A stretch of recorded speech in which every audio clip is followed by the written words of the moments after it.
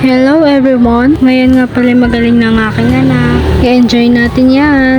At ayun, pumunta nga kami sa beach. Tinanghali na nga pala kami. Kaya pagdating namin, nag-asikaso na agad ang aking asawa magpadikit para makapaglito na ako. At ayun, ito nga pala ang aking anak na si Ervin. Magaling na siya. Gusto na rin yata niya maligo kasama ng mga bata na naliligo. Mukhang pagod na pagod nga siya. Tingnan niyo naman ang kanya itsura. Hayaan mo nak, maliligo rin tayo. Wait mo lang. Kasama ko rin pala ang kapatid ng aking kaibigan na si Chloe. Ayaw nga lang niya magpakita sa camera.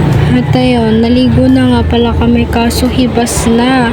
Kasi hibas na kami natapos kumain. Kaya ayan, naligo yung mag-ama sa dagat. Wait lang guys ha, napapagod na ako magsalita.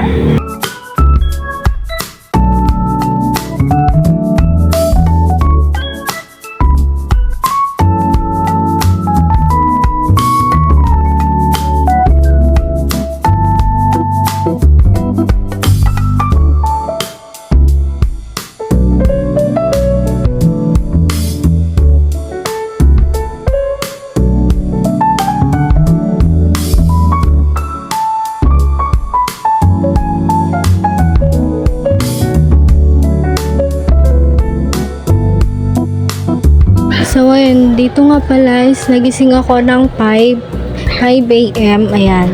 Kasi gusto namin sana maligo ng umaga kaso tingnan nyo naman, hibas na naman kami nagising. Napaisip pa nga ako dyan, maliligo pa ba ako ng dagat? Parang wag na lang kaya. Pero sige, okay pa din maliligo. So ayun, naligo na nga pala ako dyan. Tapos liligo na naman ang aking anak na si Ervin. Mukhang takot na takot pa nga maligo ang aking anak. Tingnan, parang pinipwersa ng dagat. Sa pilitan yan. Super agat namin naligo. Alam nyo po, alas 6 pa lang yan. Naligo na kami kasi pahibas na naman ang dagat. Tingnan nyo ang kanya pa. Parang gusto na lang niya bumalik no? Malipas nga ilang oras, hahanap siya ng kalaro. At dito nga pala, pinapanood niya ang kanyang daddy na nagtatrabaho. So yun lang guys. Bye bye. Thank you for watching.